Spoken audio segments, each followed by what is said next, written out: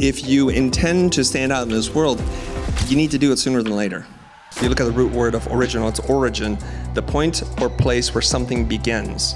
That's you, that's your story. That's the beginning of your story, a story that you may have forgotten. It's all about the feelings now, and we can see everywhere we look, character, the thing that we held in very high regard, is seemingly disappeared. Sometimes if you're feeling like not yourself, it's because you are leaving parts of you behind. You're missing pieces, right? So a lot of us walk around fractured because we're not in love with all of us. And this is how you take an idea and you take a point of view and you stand out. You just be different. I'm gonna start off with this story. It began in the good old days of Clubhouse, and my friend Futur, Art Center professor. We had a Clubhouse call together, and it got a little spicy in the room.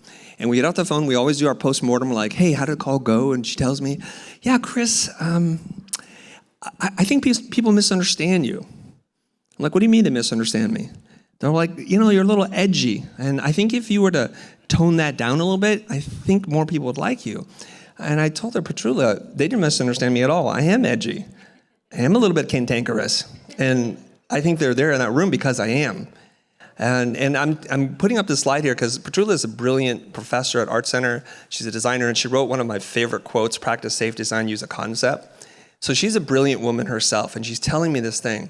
And then I tell her, I would rather be hated for who I am than to be loved for who I am not. And I realized something. Petrula comes from an academic world where how you move up and down in life really depends on being a very intentional communicator, a very thoughtful communicator. And that kind of training is the very thing that you can't do online.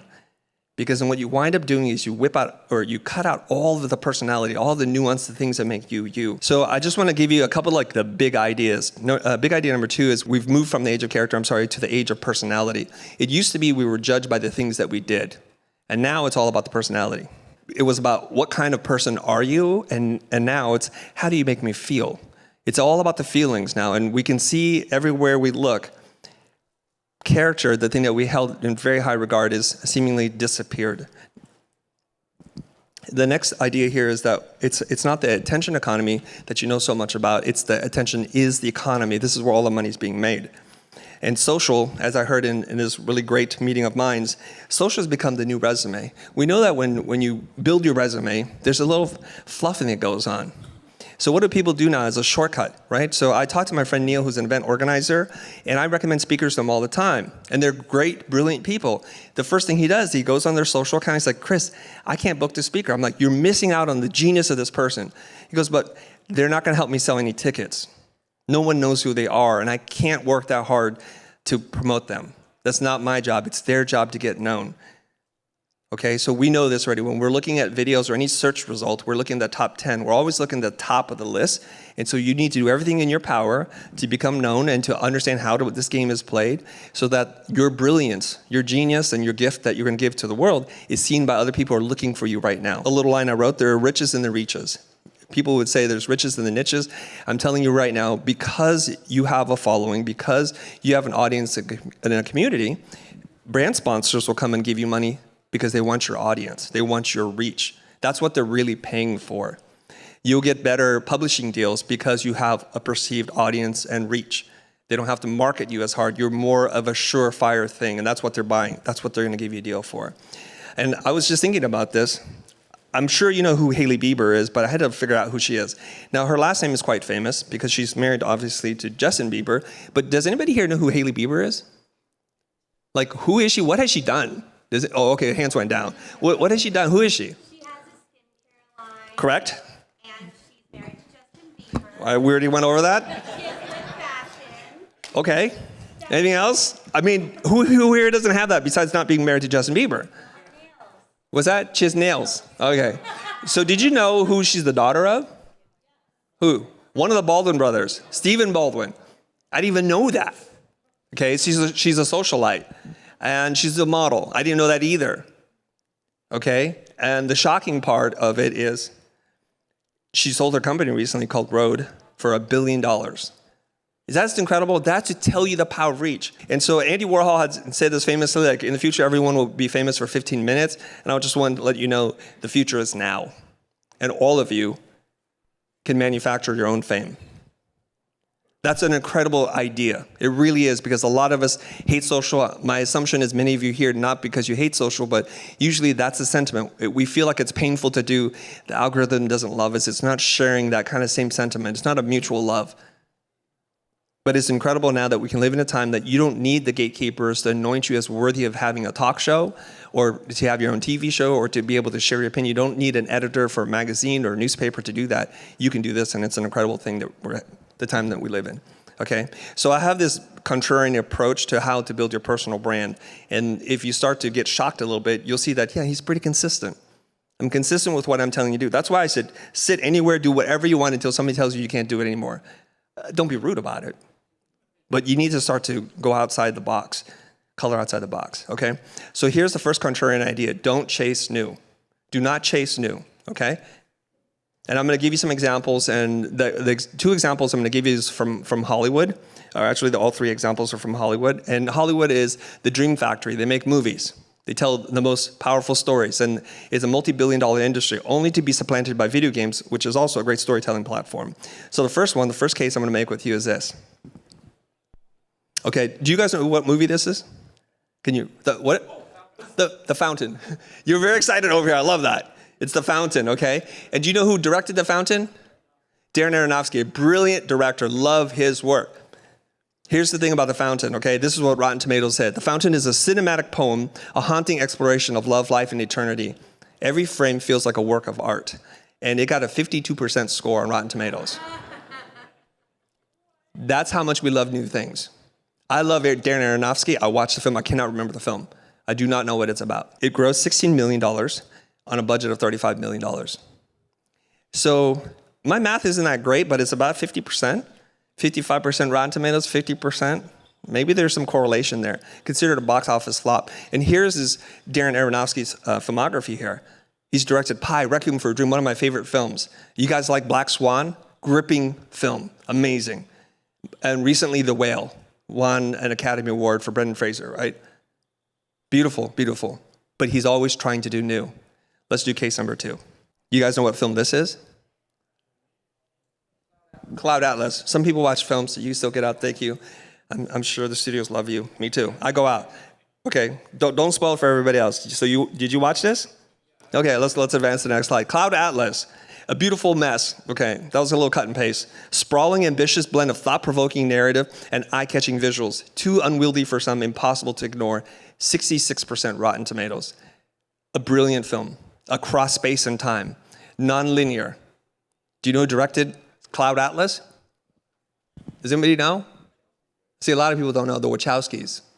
Yeah, and let's keep advance. Next slide, please. So it grossed 130 million worldwide, which is a decent number, except for when you look at it a little closer, only 27 million domestically. I would consider that a flop. It's relying on the international market for its box office receipts. Still a big box office disappointment. Here's the Wachowskis. Directed Bound, the Matrix franchise, Speed Racer, V for Vendetta, love V for Vendetta, Jupiter Ascending and Sense8. Okay, how much does the audience, the world want new? That's the big question for you to think about. Okay, let's go. So case number 3, maybe I'll change your mind now, go ahead, is a person named Thomas Cruise Mapplethorpe IV, also known as Tom Cruise. Let's look at Tom Cruise. And, you know, some people know him as Maverick. Great, billion-dollar film, made a lot of money. Maverick. This is like the sequel to Top Gun, yes? Okay. And there's a comedian, his name is Rich Hall. He has this idea that all Tom Cruise movies are exactly the same. He's like single-handedly saved Hollywood. He basically makes the same thing over and over again. And we're all laughing, but he's laughing all the way to the bank. While Darren Aronofsky and the Wachowskis are like dropping duds now. And nobody wants to watch those. So why is it so hard to do the same thing over and over again? Because it fights our creative soul and our desire to do new things. There's this book written by Seth Godin. It's a brilliant book. And if we look at this on this graph, on this axis, the vertical axis, it's the results. And the x-axis, the horizontal one, is effort and time. So as we go to the right, it's more effort and time.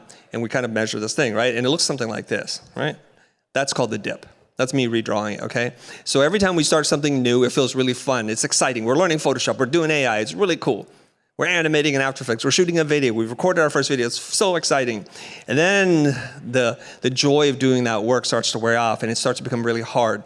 The algorithm changes. Our audience is fickle. They find somebody else that's new, that's hotter, fresher, and better, more technologically driven than you, and it sucks.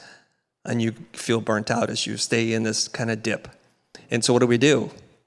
We're like, I have a new idea. Let's start again. Because when we start again, it becomes new and fun again. And we repeat this process over and over and over again. We're stuck in the dip. So what Seth is saying, you know what? The dip is a good thing. The dip is a natural barrier to competition. When things get hard, you got to buckle down and keep doing it until you have that breakthrough. Because the magic, if you don't quit and you keep going, you persevere, is right up here. It's the very rare area that few people reach. Basically, if you're an influencer yourself, or you're following somebody, you've achieved that level. You've achieved that status. And the thing that sucks is this. You know, like celebrities who have all the money and opportunities in the world, they're already naturally good looking to begin with. They have great proportions. People give them free stuff all the time. Like there's no justice in the world. They get the free traffic, they get the money, they get to travel and do everything that they want to do because they were able to push past the dip. So don't chase new, okay? I was going to ask you a question. I'm not going to do that for sake of time. What we have to do is give up our attachment or how we're drawn to shiny object syndrome. It's like squirrel, right? That's what's happening there. So when we chase new is an external, infinite pursuit of what's next. And there's always something that's next, and it never ends. And if that's what you want, go do that. Pepsi bet on that strategy, did not work out well for them.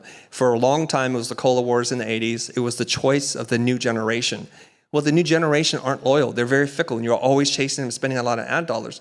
What was Coke's campaign during that time? The real thing, baby. The original, the real thing. And that's what I want you to just focus in on is being original. And original is not what you think it is. Original is an internal quest to discover yourself. You look at the root word of original, it's origin, the point or place where something begins. That's you, that's your story. That's the beginning of your story, a story that you may have forgotten. So branding isn't so much an act of creation, which people are like, let's create a brand. It's not that at all. Even for big brands and for personal brands especially, it's the act of remembering. And you think, what a strange concept. Why do we have to remember who we are? Well, there's a lot of things that happen in society that strip you away from your individuality, and we'll talk about that a little bit later. Contrarian idea number 2 is don't chase better. Everybody's always telling you, do better, do better. This is not the best that it can be, and there's a limited return on investment when you chase better. I'm gonna make an argument with you in a second, okay? So they have a better product. I saw this on Instagram, where I guess I get most of my education these days. And you have a better product, who wins? Let's have a discussion about that. So I'm gonna show you a bunch of companies, and then you guys just yell out brand or product, okay? Better brand, better product, just yell out brand or product. So here's the first one, McDonald's. And somebody's like, I'm loving it. No?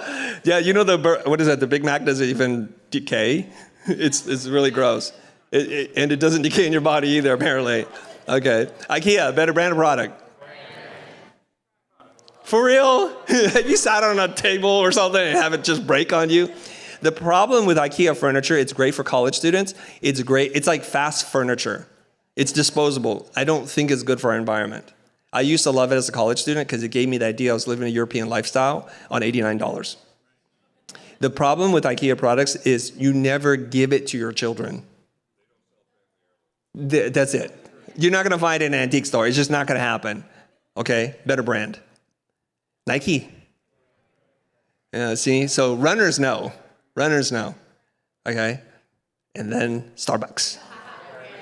See, now you guys are laughing, right? Maybe you're from the Midwest, you're like, better product. I don't know. It gives you a faux European experience. Yeah? Okay. And the one that puts a nail in the coffin. Who said better product? It's water. Friends. You're like, I'll pay $8 for that better water. Why is it better water?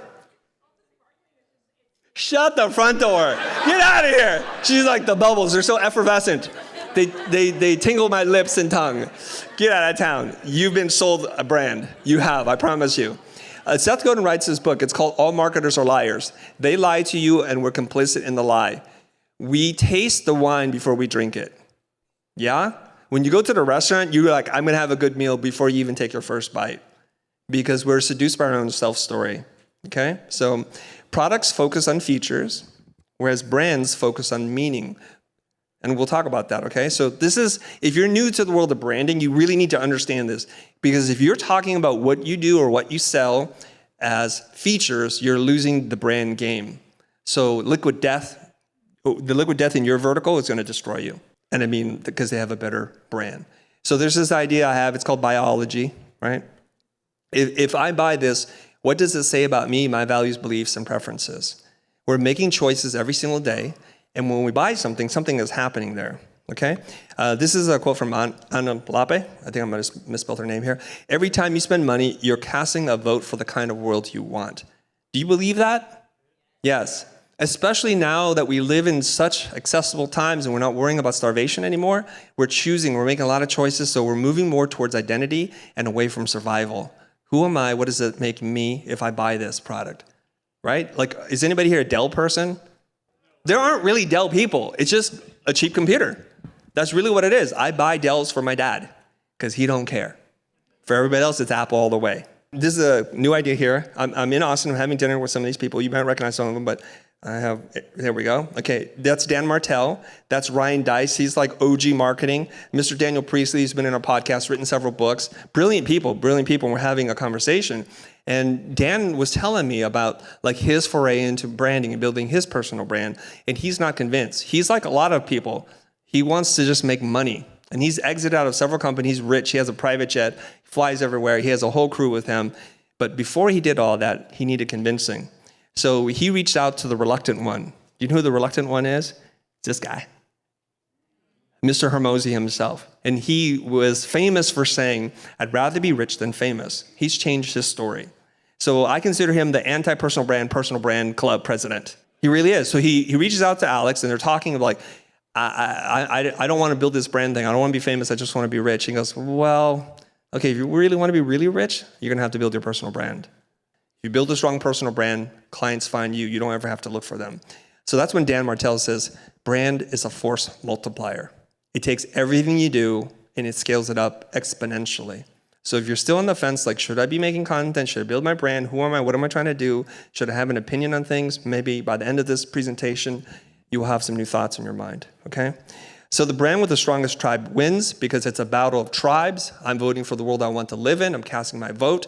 So every time you do something, someone casts a vote with their views, with their time and their attention. Should I watch your content? Should I watch the other content? Should I read your carousel? Should I read your post? They're making that decision every single day. Your job is to let them know what you stand for so they can decide I'm on your team or I'm on the other team. I'm on Team Apple or I'm on Team Dell. They're just going to pick. This is Reese Witherspoon, famous actress. Well, I didn't know this until I read about her, that she sold her company for almost $1 billion. Like, Reese Witherspoon? I mean, really? What happened here? So she grows her fame, and where people are making money now, it's not where you think they are. So she grows her audience to 29 million. It's probably bigger than that now. And then she creates a book club with 2.5 million people in her book club. And this is really interesting. When you can command an audience that big, what she does is she says to authors, if you want our book club to read the book, you have to option the rights for the movie, the TV show, and the video game to me. That's pretty awesome. And if you're an author, you're like, yes, please. You have 2.5 million voracious readers. Basically, if they buy the book, they're an instant bestseller. That's a dream of every author. If you make $1 a book, you've made $2.5 million if they all buy one. But she leverages that. And so she creates a production company called Hello Sunshine, right? And here's how she knows what TV shows to make. Did you buy the book? Did you read the book? Did you love the book? So she's done something super smart. She's using the audience as intelligent data. Kind of like Netflix is mining all of us to see what shows we want to watch. That is a brilliant businesswoman. I thought she was a pretty face. Amazing. $1 billion, leveraging audience, building brand. And if I tell you to be different, maybe there's just different ways to say different, so be weird. Just don't be typical, okay? There's this quote I love from Sally Hogshead. She wrote this book called Fascinate. And I want you to put this in your brain. If it's the one thing you walk away with from today, different is better than better. Many people are pursuing being better. And I told you after a certain point, ROI diminishes drastically. Different is better than better. Just remember that. Okay. I want to show you, this is an idea borrowed from James Clear's book, Atomic Habits, what a 1% difference can make. When we talk about being 1% different or 1% better, let's talk about that. Let's look into it, okay? So, well, what does 1% look like? Well, if we look at the number 1 and we add or subtract 1% to it, I'm sure some of you have seen this before, what does that look like? And we do it over time. So we do it to the 365th power, right? So we know 1 times 1 times 1 times 1 to 365 is still 1. But what happens if you improve it by 0.01? What happens if we improve by 1% over 365? It becomes 37.8. That's pretty crazy. So over 365 days, if you focus on figuring out what makes you different and you keep leaning in on that, just like Tom Cruise, he's a pretty good cocktail waiter, that kind of thing. Just do it over and over again. You can start to see where these ideas map out. And to look at the opposite side, if you just take away that 1%, 0.01, what happens when you do that to the 365th power? This number shocks me more than the 37.8. That's a number. And so I think what happens in society is we're educated to leave our differences at the table, to conform, to be normal, to be average, and to strip all that stuff away. And that's why we have to learn how to remember who we are, what makes us different. So in the world, good is expected. It used to be good was the differentiator. A good stick, a good computer, a good actor, that was what mattered. Good is the price of entry. You don't get to play the game if you're not good, and good is not enough. So we look at this graph where we say, be good, because that's what is required. It's not the differentiator, and then be different. If we look at this, in the lower quadrant is the one that you want to avoid. You're not different, and you're not good. So you're a knockoff, and you're cheap. And that may be a lot of things that you can buy on Temu, I believe. Yeah, you're not good and you're not different. And if you're now good but you're not different, you become a commodity. You're a me too. A lot of your content that you put out there is me too. There's nothing wrong with that, especially when you're early in your content creation journey, because you do what everyone else is doing that you look up to, right? But at some point you have to do something that's different. Now we're starting to move into the other quadrant. Still not where you want to be. You are different but not good. Right? And some people do that. So that's like wearing a clown outfit. It's like, okay, you're different, but how does that help anybody right now? It's not good. Where you want to be, obviously, is here, to be different and good. This is the market leader. Basically, every brand that you love that commands a premium price, that has a wait list of hungry customers, they're in that space. They're both different and good. Okay. Warren Buffett's former partner, who passed away, Charlie Munger, he has this thing called inversion thinking. So instead of trying to do something, they look at what the opposite thing is to learn what they should do, right? It takes a different approach. It takes an oblique approach to thinking. So let's talk about, like, if we want to be different, we want to stand out. So let's take the opposite approach and think about how do we blend in? How do we disappear? Okay? And it turns out the FBI and the CIA, they have this program on how to hide in plain sight, so that you can blend in and infiltrate communities, hate groups, whatever it is, terror cells, and you can just blend in. So I wanted to ask you, just really briefly here, how do you hide in plain sight? How do you blend in with your appearance, your personality, the stories that you tell, what you say and do? So what would you need to do to blend in person? Let's come up with the easiest ideas first and work towards hard. Like, like if we're in a FBI training program, we want to infiltrate, and not to stand out, hide in plain sight. What would we need to do? So every industry, every community has a uniform. So you wear the uniform of the people and you fit right in. You wear your hair a certain way, certain length, a certain color. You have a certain kind of makeup style. You wear certain shoes. You listen to a certain kind of music. That's how you blend in.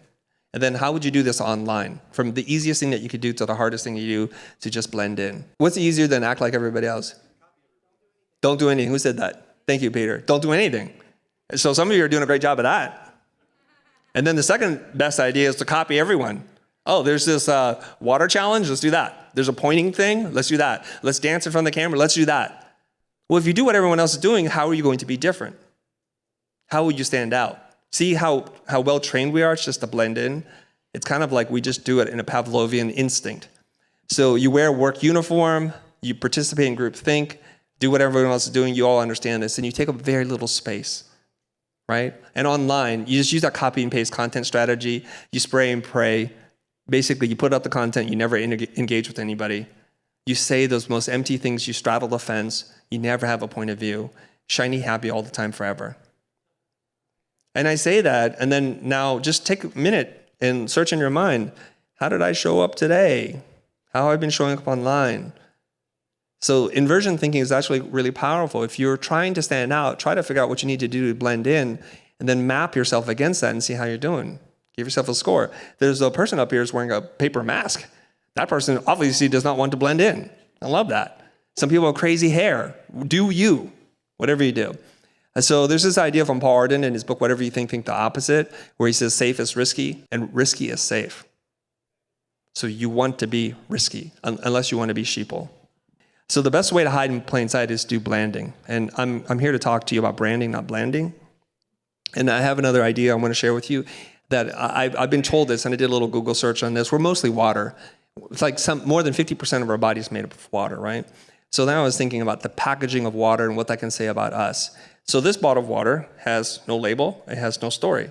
And when we see bottles like this in the store, they're usually in the discount section because, frankly, I'm a little scared. I'm a little scarred, right? And then what happens is if you're cheap and easy because you have no story, then that becomes the criteria in which people would determine whether or not they want to work with you, buy your products, consume your content. And then there's this company called Avion, and it says natural spring water from the French Alps. The shape of the bottle mimics the skyline of the Alps. We buy this, and I didn't watch them bottle it. I have no idea. It could be from the tap. I do not know. It's how powerful this stuff is. And Fiji, artesian water from the islands of Fiji, not touched by man. Wow, I feel like I'm going on vacation. And they look at the way they do this. Like, I don't want to flour my water, but there's something evocative here about the illustration. And then this one is ridiculous, and I just love how bold they are. It's ionized alkaline water, and their claim is overachieving H2O. Like, your water's not working hard enough. And they charge you for it, and you happily buy it. There's a bottle of smart water here. I don't want to drink stupid water. So names, labels, and packaging say a lot, right? So when something like this appears, and there's a personal story here, I was speaking on stage in Glendale, and they removed all the labels from the bottles of water. I didn't know this at the time because they didn't want to deal with any kind of copyright trademark issues. I'm going on stage, I have this case of dry mouth. I'm like, looking at that bottle, I went without drinking the water. Also, because something else had happened, they poured it into a glass. Now I'm even more scared of it because I'm a germ freak. I'm like, who drank this water? Is this for me? So this is really interesting. If you think of yourself as the packaging for your water, what story are you telling?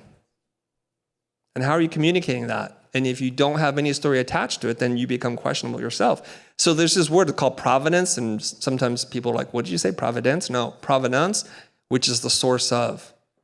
So it goes back to the origin or being original. What is the source of you? Your story, where'd you come from? Who are you when you were a little kid, when somebody didn't corrupt you and tell you to fit in with everybody else? Michael Margolis wrote this book called Story 10X, and he says a product or service of a story is a commodity, and that's the last thing that you want to become or be. So think this, no story, no brand. And what we don't want to do is just tell any story, we want to tell a repeatable story. A repeatable story is a story that's so powerful that someone else will do your marketing for you. I do that all the time. I just told you the story of 6 or 7 different companies, maybe more. I'm doing their marketing for you. So they have to be short, contained, and highly memorable and sticky, and I'll tell you how to do that, okay? I recently had a gentleman on my podcast. His name is Tansel Ali. He's a 4-time Australian memory champion. He remembered the names and phone numbers of 2 phone books, and he was tested. It took him 24 days to remember it, but you can say a phone number or a name, he'll tell you the phone number or the name of the person based on the digits. He says silly stories is how we remember things. The sillier the story, a mnemonic device that you create, it sticks. So again, what are you doing? You're telling corporate sanitized stories all the time. You're not helping yourself to be remembered. You're unremarkable. So branding is meaningful differentiation. How are you different in a way that's intentional, that's good for you? Meaningful differentiation. So here's the story. You guys know Audi? Years ago, Audi was a nothing. They retreated from the market and they've returned in full force. They're going up against Mercedes and more likely BMW. So they have this line. They have to carve out a different market for themselves. So they say, never follow. That's Audi. And now Audi's a serious threat as a European car maker in America, right? They've returned.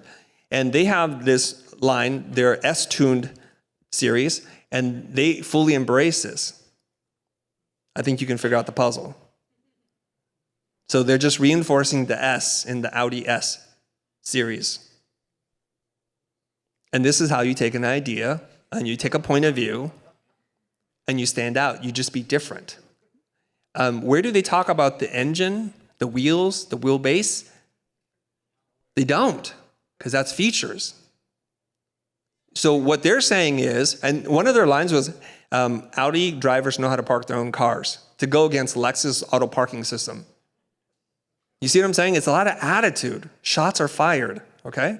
So different is being weird, different is being strange, goofy, whatever word you want to use. This is where you start to fill in. This is how you stand out. So they are, this is not you, typical, expected, and normal. You should be atypical, unexpected, and abnormal. We have to lean into that. Okay, so here's an idea. You know what it means to play against type? Well, Brad Pitt is a leading man hero. He very rarely ever does anything other than the leading man hero character because the audience doesn't accept him for that, okay? So what we do is we say this, and you should ask yourself this question. What does the prototypical person in your space do, say, or write about? And you write a list of everything they do, and everything you do must be different. Or at least one of the things you do must be different. Otherwise, you're basically giving people no reason to follow you, to listen to you. You don't want to be the poor man's Brad Pitt. You don't want to be the poor man Julia Roberts. You want to be your own person. And the way that you do that is you do things that are different. That's how you unclone yourself. And so once you create this list of what they're doing, you create your own band list. And if you don't do this, you risk becoming a red shirt. The red shirt is a generic disposable character on Star Trek, and they have a very high probability of dying. So in life, if you ever wake up and you're in a red shirt with a Star Trek uniform, all you have to do is change your shirt. Your chances of you living is much higher, okay? So when everyone is zigging, you should be zagging. Just go a different direction, okay? I'll talk a little bit about the authenticity gap. To be authentically 100% you, and sometimes if you're feeling like not yourself, it's because you are leaving parts of you behind. You're missing pieces, right? So a lot of us walk around fractured because we're not in love with all of us. We're so used to putting out a version of ourselves, a facade. Now, some of you might have run into one of your favorite creators here. Maybe, that's the whole point. And you're like, whoa, they're so different than how they appear on TV. And that's really weird. But that's more common than you think. That's the bad weird. Because they show up very specifically, very curated in life, on camera, and it's very different from how they are in real life. And Carl Jung has this idea that he says the ego regulates between our shadow selves, the part that we feel so ashamed, embarrassed, nervous, or anxious around showing to people. We develop a persona, who we show up in the world to be accepted, to be loved, and at least not to be ridiculed. So we go around pretending to be someone that we're not all the time. We wear a mask, and all of us do this. So we've been taught to hide your quirks, to fit in, to be professional, to be normal. And the word normal just means to be average. I don't think anybody here wants to be average, to live an average life, to go to an average school, to have average amounts of talent, to have an average following. But we seem to love the idea of being normal. This is a list of your two, like Steve Jobs is too obsessive, Oprah's too emotional, Elon's too weird. That's a different weird, by the way. Gary Vee is too intense, right? Your perceived flaws aren't flaws at all. The flaws are your advantage, okay? And in order to do this, we have to lean into those flaws, or what Brené Brown has championed, vulnerability, is trust is a byproduct of vulnerability, and that relationships travel at the speed of your vulnerability, your willingness to reveal who you really are. Your favorite creators are the people who are willing to show you a peek into their life and not only tell you about the high highs, but they'll also tell you about the low lows. It's how we know we can trust them. Yin and yang. This idea that there's no such thing as something that's purely good or something that's purely bad. There's always good and bad, and there's always bad and good. Let's look at this concept, okay? What is the downside to something good? So what if you're like really tall? Most people are like tall is good.